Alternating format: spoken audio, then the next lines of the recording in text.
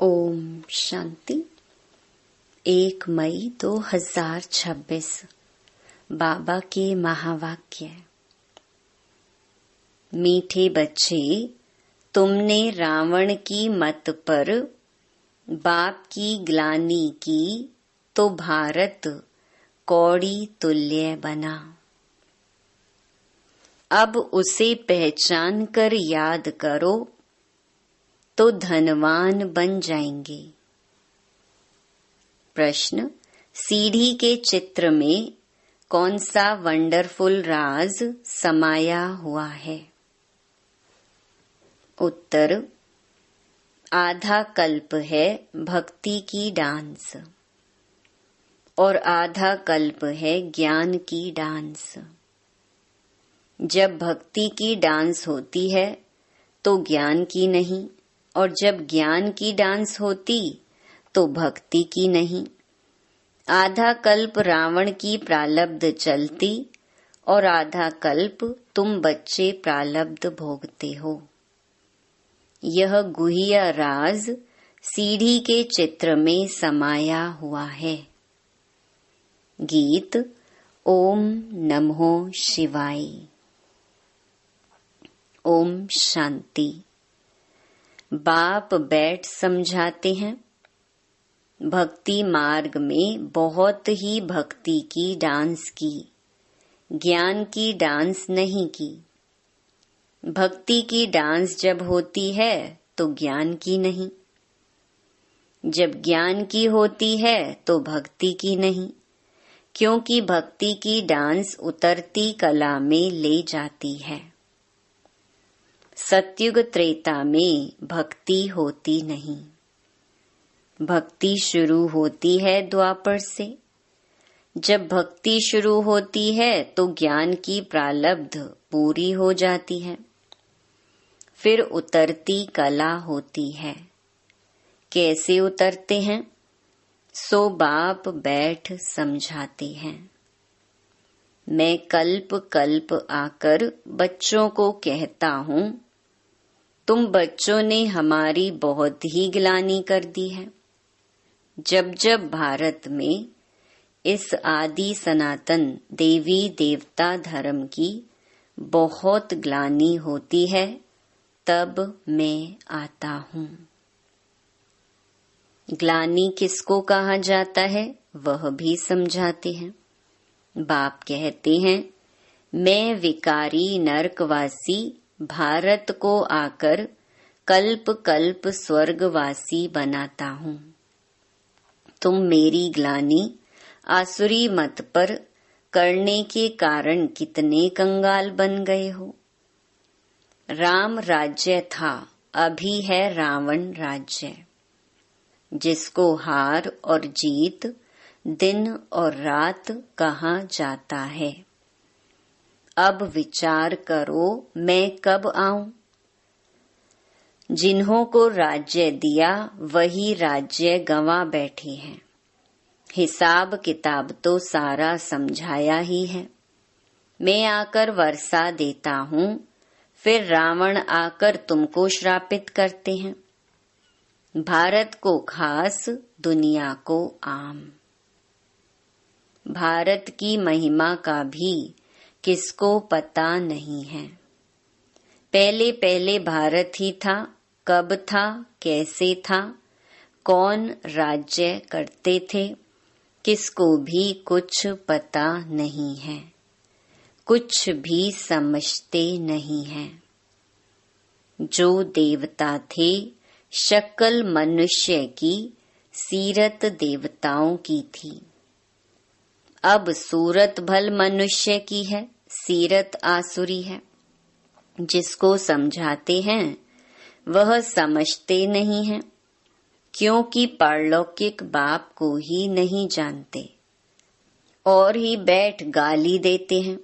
बाप की ग्लानि करते करते बिल्कुल ही कौड़ी तुल्य बन गए हैं। भारत का डाउनफॉल हो गया है। ऐसी हालत जब होती है, बाप कहते हैं, तब मैं आता हूँ। अभी तुम बच्चों को सम्मुख समझा रहा हूँ। कल्प पहले भी ऐसे ही समझाया था। यह दैवी संप्रदाय की स्थापना हो रही है। मनुष्य से देवता बन रहे हैं। मनुष्य को यह पता ही नहीं है कि बाप कब आते हैं। सतयुग त्रेता में तुम बड़ी खुशी में प्रारब्ध भोगते हो, फिर द्वापर से रावण का श्राप पाते पाते बिल्कुल ही खत्म हो जाते। जैसे देवताएं प्रारब्ध भोगते भोगते त्रेता के अंत में खत्म हो जाते हैं, फिर रावण की आसुरी प्रारब्ध शुरू होती है। भक्ति भी पहले अव्यभिचारी होती है, फिर व्यभिचारी होती है। सीढ़ी ठीक बनी हुई है। हर एक चीज सतो प्रधान, सतो रजो तमो बनती है। खाद पड़ती जाती है। तुम बच्चों को समझाया तो बहुत अच्छी रीति जाता है, परंतु धारणा कम होती है। कोई में तो समझाने का बिल्कुल अक्ल ही नहीं है। कोई अच्छे अनुभवी हैं जिनकी धारणा बड़ी अच्छी होती है। नंबर वार तो होते हैं ना। स्टूडेंट्स एक समान नहीं होते, कुछ न कुछ नंबर जरूर रखेंगे। कोई को भी समझाना है बहुत सहज। बाप कहते हैं, मुझे याद करो, मैं तुम्हारा बेहद का बाप, सृष्टि का रचयिता हूँ। मुझे याद करने से तुमको बेहद का वर्षा मिलेगा। याद से ही खाद निकलेगी। सिर्फ यह समझाओ कि तुम भारतवासी सतयुग में सतो प्रधान थे, अभी कलयुग में तमो प्रधान बने हो। आत्मा में खाद पड़ती है। पवित्र होने बिगर कोई वहां जा नहीं सकते। नई दुनिया में है ही सतो प्रधान। कपड़ा नया है तो कहेंगे सतो प्रधान, फिर पुराना तमो प्रधान हो जाता है। अभी सबका कपड़ा फटने लायक है। सब जर्जरी भूत अवस्था को पाए हुए हैं। जो विश्व के मालिक थे वही बिल्कुल गरीब बने हैं। फिर उनको ही साहूकार बनना है। इन बातों को मनुष्य नहीं जानते। भारत स्वर्ग था, इन लक्ष्मी नारायण का राज्य था, और सब धर्म वाले तो बाद में आए हैं। बाप तुमको रियल बात बैठ समझाते हैं। गीता का देखो कितना मान है। पढ़ते पढ़ते बिल्कुल ही नीचे गिर गए हैं। तब पुकारते हैं, हे पतित पावन आओ। हम भ्रष्टाचारी बन गए हैं। सदगति तो भगवान ही दे सकते हैं। बाकी शास्त्रों में तो सब है भक्ति मार्ग। तुम्हारी बुद्धि में बैठा हुआ है, हम बाबा की ज्ञान से देवता बनते हैं। अब सारी दुनिया से वैराग्य है। सन्यासी भी भक्ति करते हैं, गंगा स्नान आदि करते हैं ना। भक्ति भी सतो प्रधान, फिर रजो तमो होती है। यह भी ऐसे है। आधा कल्प ब्रह्मा का दिन और आधा कल्प रात गाई जाती है। ब्रह्मा के साथ जरूर ब्राह्मणों का भी होगा। तुम अभी दिन में जाते हो, भक्ति की रात पूरी होती है। भक्ति में तो बहुत दुख है, उनको रात कहा जाता है। अंधेरे में धक्के खाते रहते हैं भगवान से मिलने के लिए। भक्ति मार्ग में सद्गति देने वाला कोई होता नहीं। तुम्हारे सिवाय कोई भी यथार्थ रीति भगवान को नहीं जानते हैं। आत्मा भी बिंदी, परमात्मा भी बिंदी है, यह बात कोई भी समझ ना सके। परमात्मा ही स्वयं आकर ब्रह्मा तन से समझाते हैं। उन्होंने फिर भागीरथ बैल के रूप में दिखाया है। अब बैल की तो बात ही नहीं है। बाप सब बातें अच्छी रीति समझाते हैं, परंतु किसकी बुद्धि में पूरी रीति बैठता नहीं। बाप बैठ समझाते हैं, बच्चे मैं तुम आत्माओं का बाप हूँ। तुम मुझे याद करो और वर्षे को याद करो तो तुम्हारे विकर्म विनाश होंगे। फिर भी कहते हो भूल जाते हैं। वाह, ऐसे साजन व बाप को भूलना चाहिए। स्त्री पति को अथवा बच्चे बाप को कभी भूलते हैं क्या? यहाँ तुम क्यों भूलते हो? कहते भी हो बाबा आप हमको स्वर्ग का मालिक बना रहे हैं, फिर भी भूल जाता हूँ। बाप कहते हैं याद नहीं करेंगे तो अंदर जो कट चढ़ी है वह कैसे निकलेगी। मुख्य बात है ही याद की। अपना कोई दूसरे धर्म से ताल्लुक नहीं है। स्कूल में हिस्ट्री ज्योग्राफी समझाते हो, कोई तो बिल्कुल समझते नहीं। बाप पढ़ाते हैं, यह बुद्धि में बैठता नहीं है। अच्छा बाप और वर्षा तो याद करो कि यह भी भूल जाते हो। जिसके लिए आधा कल्प से भक्ति करते आए उस बाबा को याद नहीं करते। तुम बच्चों की बुद्धि में हैं, अब हम यह शरीर छोड़ राजाई में जाएंगे। यह अंतिम जन्म है। सूक्ष्म वतन में उनके फीचर्स तो वही देखते हो, वैकुंठ में भी देखते हो। जानते हो यह मम्मा बाबा ही लक्ष्मी नारायण बनते हैं। तुम जब सतयुग में रहते हो तो समझते हो कि यह एक शरीर छोड़ दूसरा लेना है। वहां उनको यह पता नहीं रहता कि सतयुग के बाद त्रेता आएगा, द्वापर आएगा, हम उतरते जाएंगे। ज्ञान की बात नहीं रहती है, पुनर्जन्म लेते रहते हैं। वहां आत्म अभिमानी रहते हैं, फिर आत्म अभिमानी से देह अभिमानी बन जाते हैं। यह नॉलेज सिर्फ तुम ब्राह्मणों को है और कोई के पास नहीं है। यह ज्ञान ज्ञानेश्वर जो ज्ञान का सागर बाप है वही सुनाते हैं। जरूर ब्रह्मा के बच्चे ब्राह्मणों को ही सुनाएंगे। ब्रह्मा के बच्चे हैं ब्राह्मण संप्रदाय। रात दिन का फर्क है। तुम पुरुषार्थ कर संपूर्ण गुणवान बनते हो। संपूर्ण निर्विकारी गृहस्थ व्यवहार में रहते भी तुम बाप को याद करो, कर्म तो करना ही है। बुद्धि का योग बाप के साथ लगा रहे। कर्म भल कोई भी करो, बढ़ई का काम करो व राजाई का करो।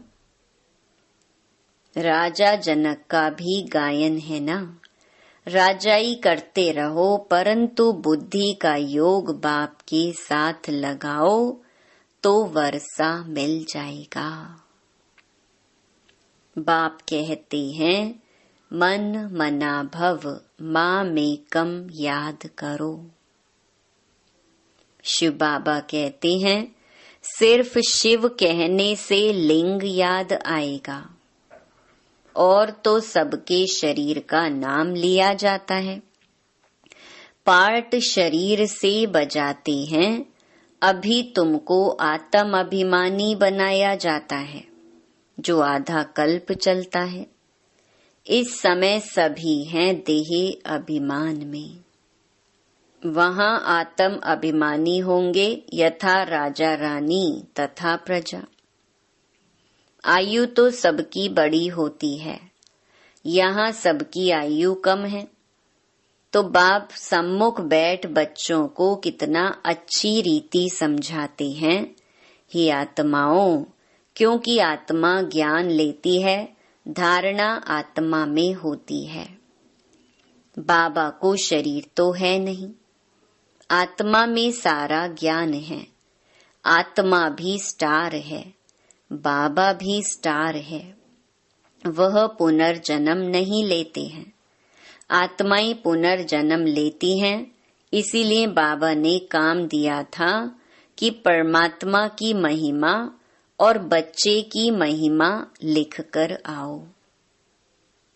दोनों की अलग अलग है। श्री कृष्ण की अलग महिमा है, वह साकार वह निराकार। इतना गुणवान किसने बनाया? जरूर कहेंगे परमात्मा ने बनाया। इस समय तुम ईश्वरीय संप्रदाय हो, तुमको बाप सिखला रहे हैं, पीछे फिर प्रारब्ध भोगते हैं। सतयुग में तो कोई नहीं सिखलाएंगे, भक्ति मार्ग की सामग्री ही खत्म हो जाती है। इस दुनिया से वैराग्य भी चाहिए, अर्थात देह सहित देह के सब संबंध छोड़ अपने को अशरीरी आत्मा समझना है। नंगे आए थे, नंगे जाना है। यह पुरानी दुनिया खलास हो जानी है, हम सब नई दुनिया में जाने वाले हैं। बस यह याद की मेहनत करते रहो, इसमें ही फेल होते हैं। याद करते नहीं हैं। जो भी समझने के लिए आते हैं उनको भी यही समझाना है।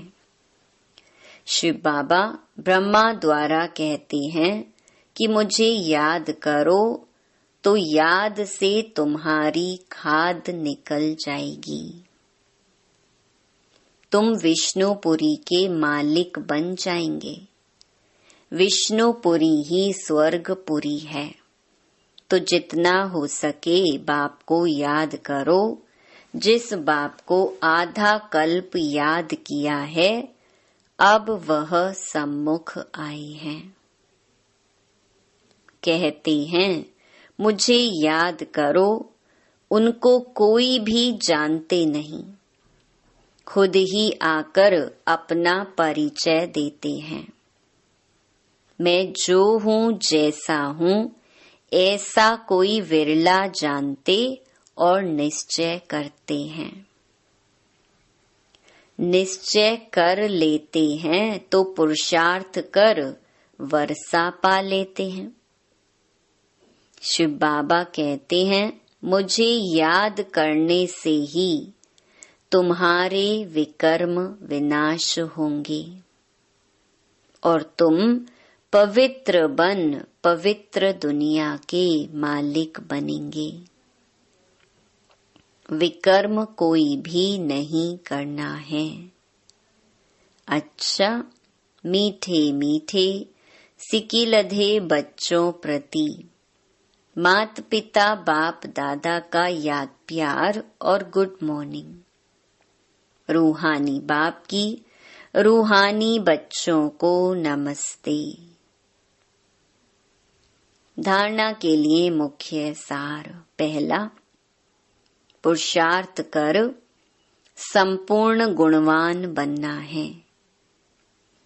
कर्म कोई भी हो, लेकिन बाप की याद में रहकर करना है।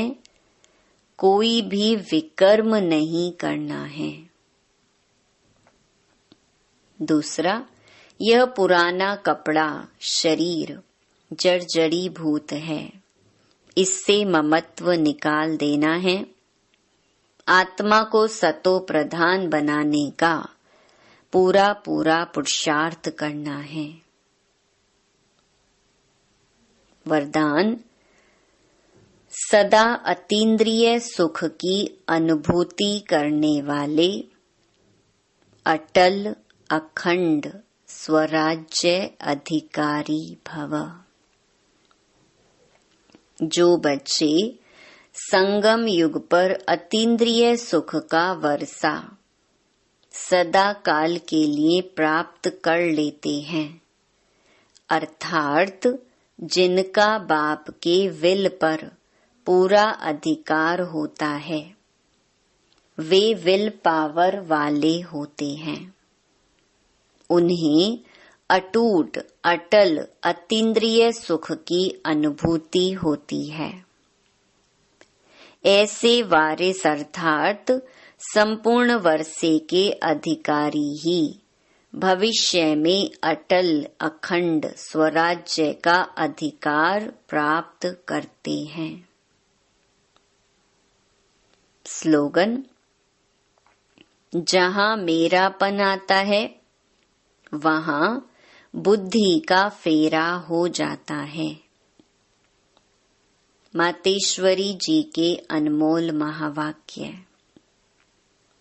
चढ़ती कला और गिरती कला की मुख्य जड़ क्या है? बहुत मनुष्य यह प्रश्न पूछते हैं कि जब इतना पुरुषार्थ कर जीवन मुक्ति पद को पाते हैं तो फिर वहाँ क्या कारण बनता जो हम नीचे गिरते हैं?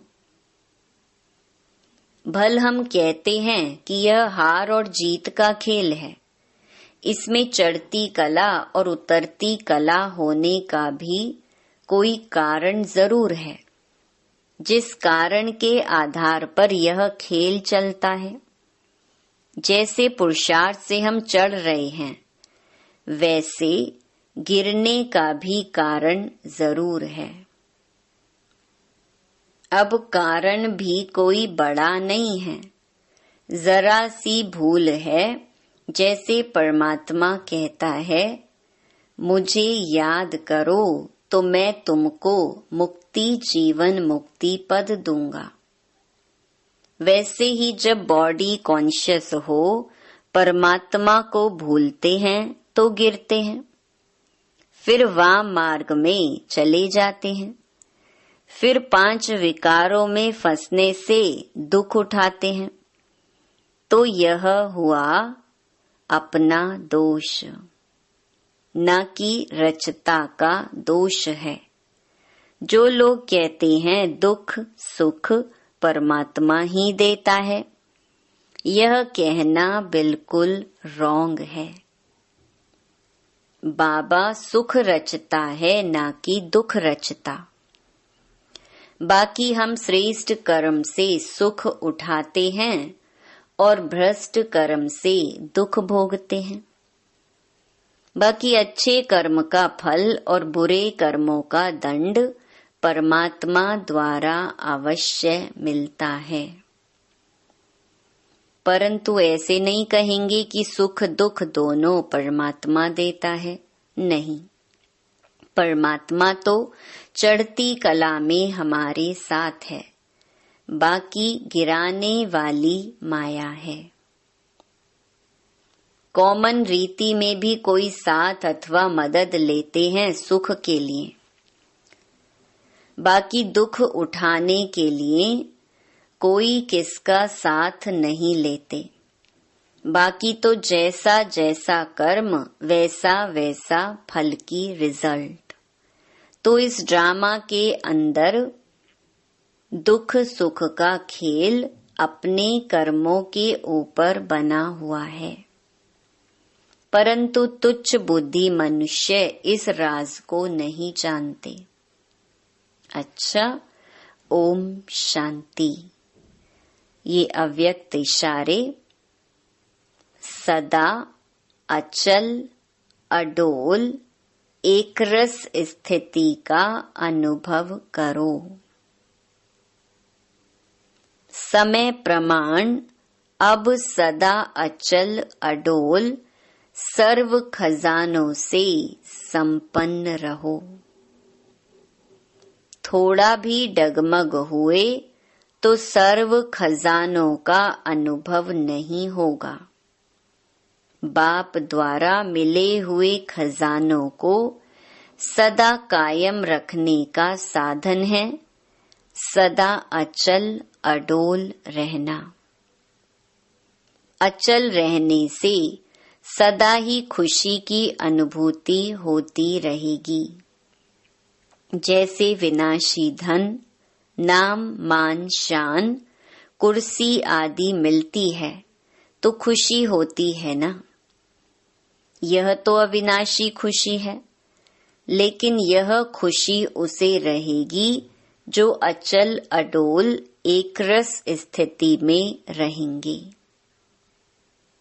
अच्छा, ओम शांति।